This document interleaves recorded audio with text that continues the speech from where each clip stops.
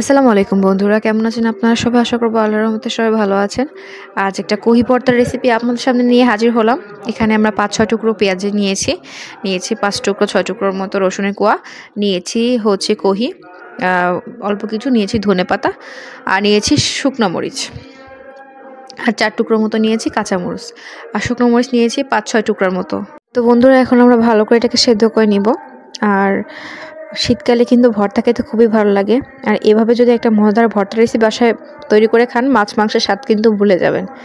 তো ভর্তা তৈরির জন্য আমরা এখন চুলায় উপকরণ দিয়ে দিয়েছি। এখানে আমরা পরিমাণ মতো পানি দিয়ে সেদ্ধ করে নিব। তো বন্ধুরা, এখন আমরা ভালো করে এপিটোপিট নেড়েচেড়ে সিদ্ধ করে নিব।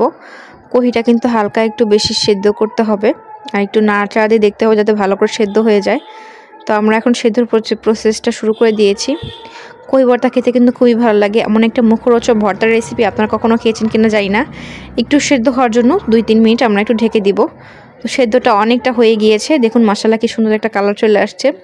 এইভাবে একটা ভর্তা রেসিপি বাসায় করে খাবেন, আর শীতকালে কিন্তু ভর্তা খেতে খুবই ভালো লাগে। আমরা এবার এপিটোপিট ভালো করে নাড়াচাড়া দিয়ে দিব, লবণ দিয়ে দিব সেদ্ধ হওয়ার জন্য। আপনার চাইলে পেঁয়াজের পরিমাণটা বা ঝালের পরিমাণটা একটু বাড়িয়ে নিতে পারেন, কিন্তু আমরা আসলে একটু ঝাল আর দিব না, যথেষ্ট ঝাল হয়েছে। কাঁচামরিচের ফ্লেভারটা আছে, শুকনো মরিচের ঝালটাও আছে, সব মিলে কিন্তু ভিডিওটা একদম ফ্যান্টাস্টিক হয়েছে।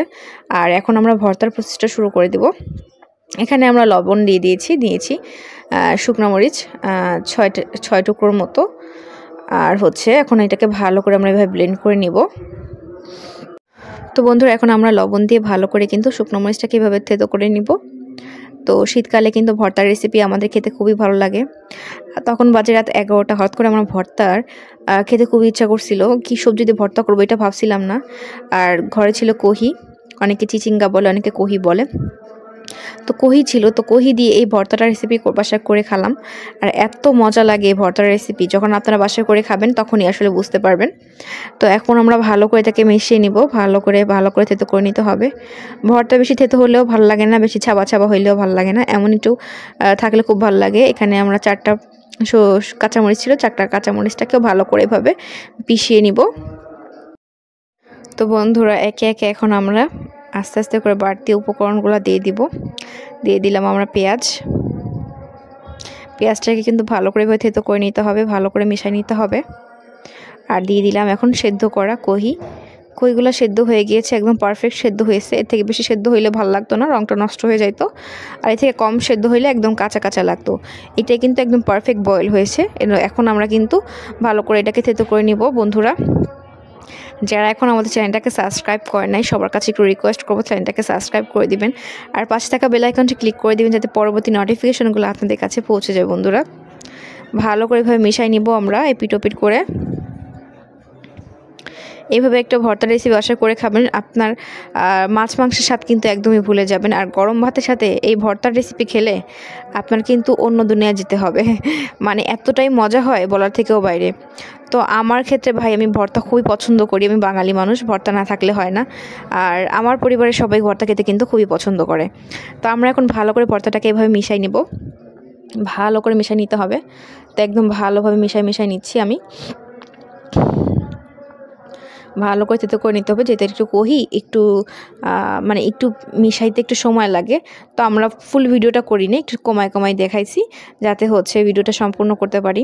তো আমরা ভালোভাবে এভাবে মিশাই নিব। বন্ধুরা, আপনাদের সবার কাছে একটাই রিকোয়েস্ট, যদি ভিডিওটা ভালো লেগে থাকে অবশ্যই লাইক কমেন্ট শেয়ার করতে ভুলবেন না। তো বন্ধুরা, এখন আমরা বাকি উপকরণগুলো দিয়ে দেবো। এবার দিয়ে দিব রসুন দেওয়ার পরে ভালো করে মাখিয়ে নিব। বাকি যে পেঁয়াজগুলো ছিল সেগুলো ভিতরে দিয়ে দিলাম।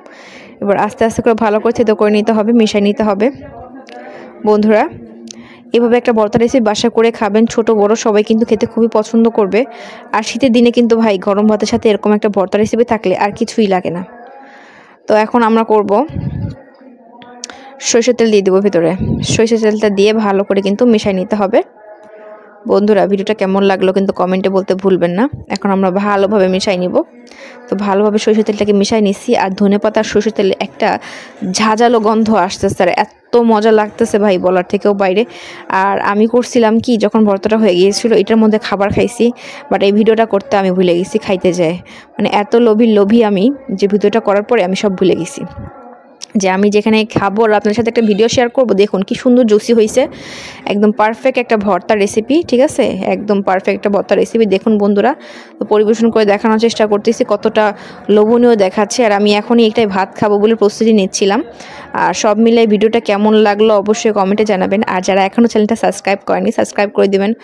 তো আজকে এখানে শেষ করলাম, সবাই ভালো থাকবেন।